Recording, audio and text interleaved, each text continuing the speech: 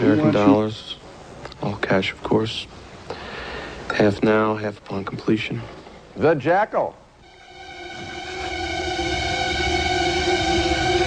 There's a monster in your chest. Alien Resurrection.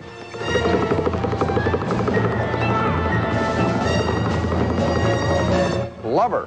What do these three films have in common? They each make either Roger or my or both of our lists of the worst movies of 1997. And on this special edition of Siskel and Ebert, the critics fight back. I'm Gene Siskel of the Chicago Tribune. And I'm Roger Ebert of the Chicago Sun-Times, and we're going to just say no. We're calling our first category Big Stars, Bad Movies, but you can't really blame only the stars. A lot of the time, they take the heat for executives who are far away and living under assumed names by the time the movie's open. My first choice is The Jackal, starring Bruce Willis in a retread of Day of the Jackal, the great 1973 thriller about an expert assassin. In this version, the skillful attention to details in the earlier film is replaced by cruder scenes. For example, a meeting with a weapons maker is dumbed down for a predictable payoff. Well, Lamont, we're gonna have to speed test it now. Speed test. So, run. Next in the Big Stars, Bad Movies category, a really bad movie with a lot of big stars, 1,000 Acres, based on the Jane Smiley novel, took the underlying story of King Lear and transplanted it to an Iowa farm where the old patriarch tries to divide his land with inevitable results. Jason Robards is the respected farmer, Jessica Lange and Michelle Pfeiffer are his dutiful daughters, and Jennifer Jason Leigh loves him too much to say what he wants to hear. I don't know. I want to think about it.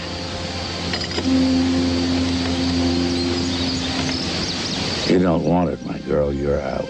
A straightforward remake of King Lear might have worked, but 1,000 Acres tries to force in all sorts of women's issues that don't fit, and in the process, the father, the young daughter, and their stories get lost. If you're going to tell this story at all, the two older sisters have to be villains, and somehow political correctness makes them sympathetic here and ditches the payoff in the process. Well, of the two films you just knocked, and I didn't like either one, the biggest sin, of course, is The Jackal. There is absolutely no need or reason on earth to remake Fred Zinnemann's great film, The Day of the Jackal. Okay, now, two of my choices of big movies with big stars that stunk.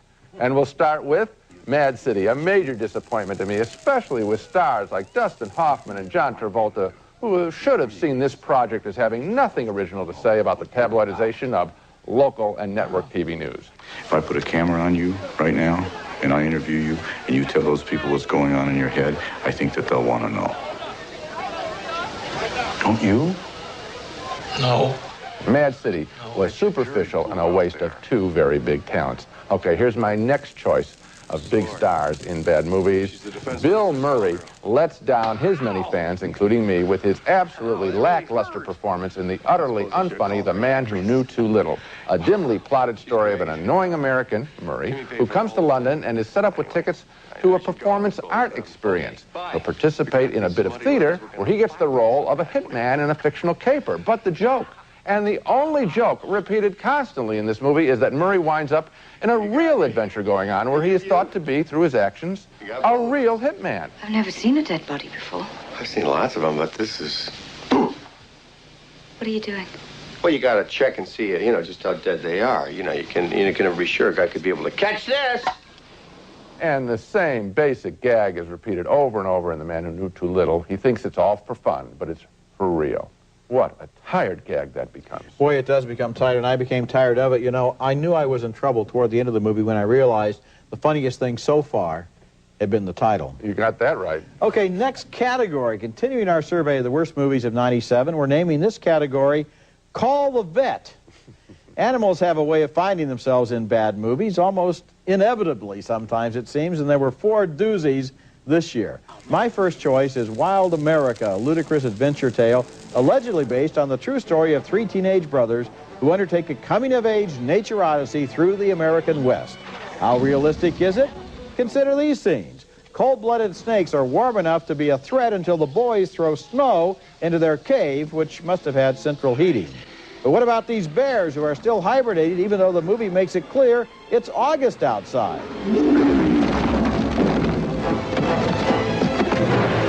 Where is the snow?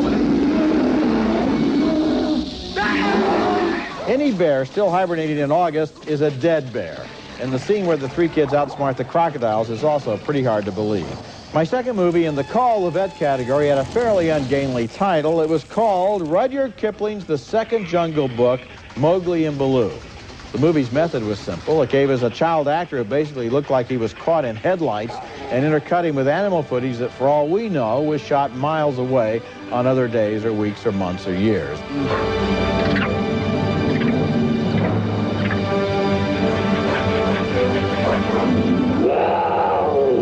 Rudyard Kipling was a master storyteller whose Jungle Books are still treasures, but this movie knows nothing about telling stories. It's more of a juvenile thriller, Indiana Jones at the age of 7, that doesn't earn the right to put the name Kipling above the title. You know, Roger, I think one of the tests in making films with animals in children is love. Yeah. That the filmmaker should love and want to communicate the love of the animal. The Black Stallion is one of the classics of American cinema. And right now, video store, Shiloh, another great movie about a boy and a dog, intelligent, smart. Well, but have passion for the... And instead of using animals as stunt actors, which is basically what's done in the second Jungle Book picture. Okay, now here are two more losers. Buddy was the worst movie featuring an animal I saw all year. It's the supposedly true story of a wealthy woman who raised a gorilla in her home and used it as a servant. Goofy, you say? And how? The century of progress. Why, it wouldn't be complete without you, and what better example of progress than you and your apes? That's Renee Russo, of all people, as the mistress of the house, and the whole idea of this story just feels awkward and strange. I didn't know what the point of it all was. I wanted to leave the theater soon after Buddy began. Another lousy animal movie, and a tired remake to boot? That Darn Cat, about a feline who helps catch a thief in a would-be comedy caper starring Christina Ricci and Dougie Doug.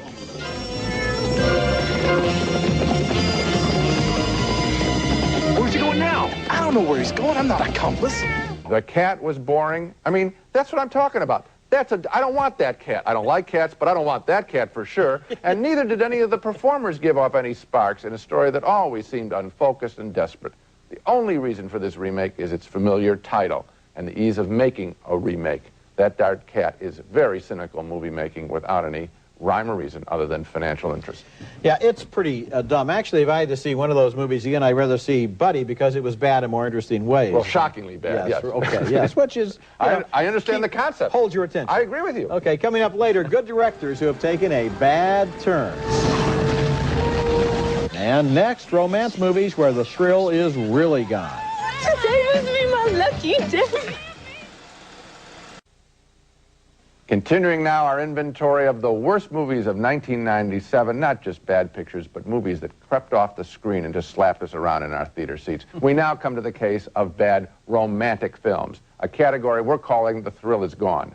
Really gone. And here's my choice of 1997's worst loser love story, director Carl Reiner's That Old Feeling, with Bette Midler and Dennis Farina, utterly unfunny and totally lacking in chemistry, as a feuding, long-divorced couple that reunites, and of course, immediately starts arguing again. Suchers! You had a scalp lift, you vain, arrogant pig! You picked up a few pounds, fatty!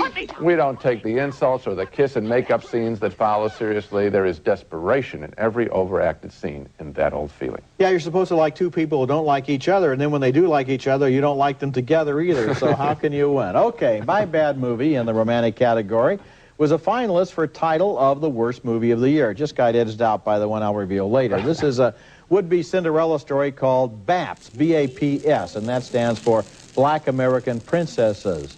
The movie was directed by Robert Townsend, starred Halle Berry and Natalie Desselle, and was written by actress Troy Bayer. I wonder how all these talented people created this mess. Berry and Desselle played dumb waitresses from Georgia who decide to fly to Los Angeles to enter an MTV contest, and every detail of their journey is rich with ill-advised and unfunny stereotypes. Right here it says that the rich and famous people hang out at the Polo Lounge. So? We don't know nothing about playing no damn polo. The most inexplicable scenes involve Martin Landau, who should have stayed far, far away from this movie, as a dying millionaire who's conned into believing that Halle Berry is his long-lost granddaughter. Sometimes you see a movie that looks like it must have had bad idea written all over it at every stage. BAPS, or BAPS, is a movie like that. Robert Townsend has made some good movies, and someday, if he's still talking to me, I'd like to find out how he went so wrong on this one. I don't understand. I think the challenge in explaining some of the big stars and big talents in pictures is, would you actually want to see this picture if it were playing in a theater? And I don't think they can answer yes honestly to that. And what Martin Landau, coming off an Oscar win, is thinking picking this, I guess it's just, I mean, this was stupid. It sure is. Continuing our survey of the year's worst movies, we're calling the next category Faded Franchises, and that refers to once successful movie ideas that have been spun out into one or many sequels too many. And my choice is Alien Resurrection.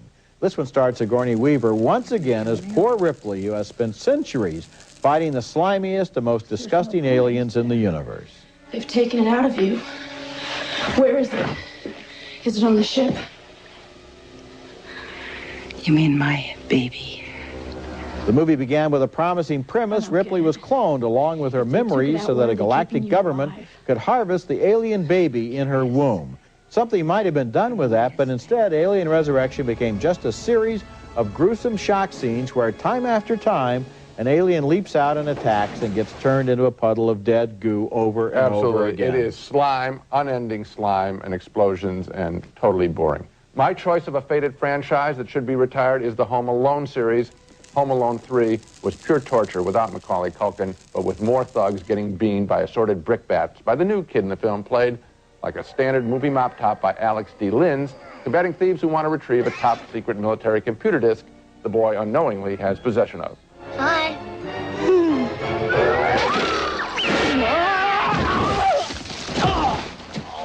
And for all of the objects that hit people in the head in Home Alone 3, this film should have had one of those subtitles, Home Alone 3, Concussion City. It was dreadful. Now, on this one, we disagree because, of course, I gave it thumbs up, and I thought it was very entertaining for its target audience. Did you think it had a little bit too many lumps in the head? It's what it's about. Coming up next, some big-name directors who definitely took the wrong turns in their career. Oh, no, not.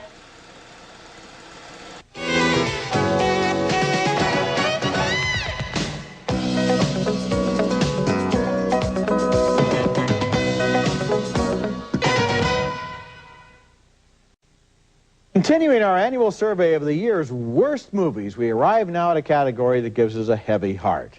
We call it Directors Without Direction. These are bad movies by directors who have been good before and will no doubt be good again, but were not good this time. My choice is Paul Verhoeven's Starship Troopers. Verhoeven's credits include RoboCop and Total Recall, but he lost his way this time with a repetitious shooting gallery of a picture in which alien insects are machine gunned for what seems like hours and hours on end.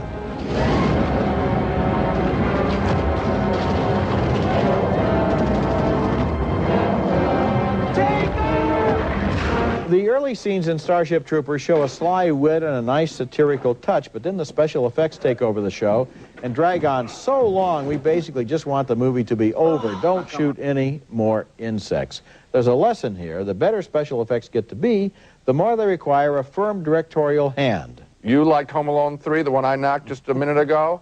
I liked Starship Troopers, and I want to note this. You said there was sly wit in Starship Troopers, and there was. There's none in Home Alone 3. For Starship Troopers, for me, I thought the special effects were exciting, done by the same guy who won the Oscar for Jurassic Park. Even you admitted they went on too long. Yeah, but not like the lumps in the head in Home Alone 3. Okay. Now, my choice of a bad directing picture is Oliver Stone's U-Turn, which wants to be a comedy, but comes across as just a series of empty, violent scenes. Sean Penn plays a loser who stumbles into an Arizona town and gets caught up in a murder plot by an angry husband, Nick Nolte, targeting his wife, Jennifer Lopez. It's got to look like an accident. If it don't, it's no good. 'Cause I won't get a dime. It'll be my neck that's on the chopping block while you're living it up somewhere. This film has the same highly stylized violence as Stone's Natural-Born Killers, but without that film's intellectual content. U-Turn seems like Stone's attempt at a commercial hit, and he failed. miserably. I agree, too, and I also think probably we penalize a guy like Oliver Stone because he's such a brilliant director, and when he makes great films, they're so important to us that we're disappointed when he seems to take a holiday with a film like that. Well, yeah, because, you know, it's one film, it's one good film he isn't going to make. In other words, it's 2 years out of his life, or whatever it was, a year out of his life, and it's For what? Yeah, coming up next, the actor who made 2 of the year's worst movies. Hey, hey, hey!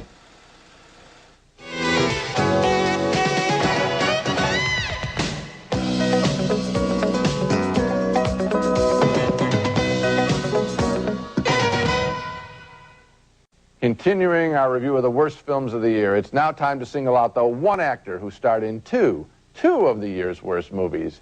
In the double your displeasure category, the loser is Robin Williams, who co-starred with Billy Crystal in Father's Day. Each guy has been lied to by the same woman who says to both, "You are the father of my runaway teenage son. Get him back."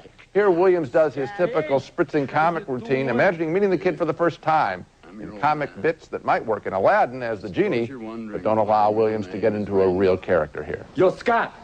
What's up, Holmes? You know, Scott, when I was a boy your age... I'm your papa, your daddy, your pair. Yes, he's Robin Williams and not a character. Father's Day plays like one of Williams' guest appearances on The Tonight Show, not as a movie. And the proof of that is that Billy Crystal is actually pretty convincing in the film just by playing the script as written. Okay, next movie. And Robin Williams flubbed again in a dreary remake called Flubber. He stepped into the role of the absent-minded professor, first played in 1961 by Fred McMurray, and seemed trapped in a clueless movie where the most engaging character was a levitating computer. Weebo, there's nothing to worry about.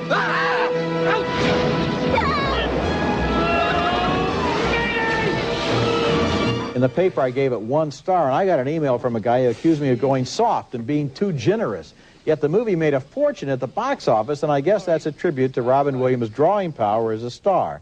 But then he makes a movie like Good Will Hunting and shows you how good he really can be. Yeah, and it also, the box office can be a result of the film company cleverly finding a niche where it's the only youthful picture being available. And, you know, who wouldn't want it to be good? But if you're going to make a remake, okay, do something special. Yeah, you know you're in trouble when the Flubber is upstaged by a personal digital assistant. Make that the real love story and dump the Flubber. Don't recycle the basketball game. It film was a disaster. Coming up next, our picks for the absolute worst movies of the year. And now it's time for the bottom of the barrel, our personal and separate choices for the worst film of 1997. And for my choice, I'm being quite sincere. This movie gave me the single worst, most dismal, most boring, most lifeless, most cheerless, most depressing time at the movies that I had all year long. It was called Year of the Horse, and it was allegedly a documentary about the rock band Neil Young and Crazy Horse. But the documentary segments have all the depth of some kid interviewing his family members in the basement with a home video camera. What's the Old Testament? The Old Testament is before Christ. And the New Testament... Before Christ? Yeah. It's Moses and all that. And it's when God is really pissed all the time. Boy, that's deep. And as for the musical segments, they reminded me of nothing more than a group of shaggy mountain men hunkering in a circle and doing imitations of autistic lumberjacks. I don't know. This movie was directed by Jim Jarmusch, who was a very talented man, and maybe it was some kind of an elaborate retro joke, a put-on of rock documentaries in which every stray thought is treated as a profundity and every song as a classic. Year of the Horse was jaw-droppingly bad. Oh, I don't think there's any chance that he was kidding Roger with this. I think it's a sincere attempt to make a documentary. I just thought that the interviewing was so lousy. I mean, if you're going to interview these guys, ask them some real questions, follow it up, be there's challenging. An idea, yeah. And now, my choice of the worst of the worst. The single worst film of 1997. And Roger, as you hear this title, reconsider your vote on Year of the Horse. Be a man.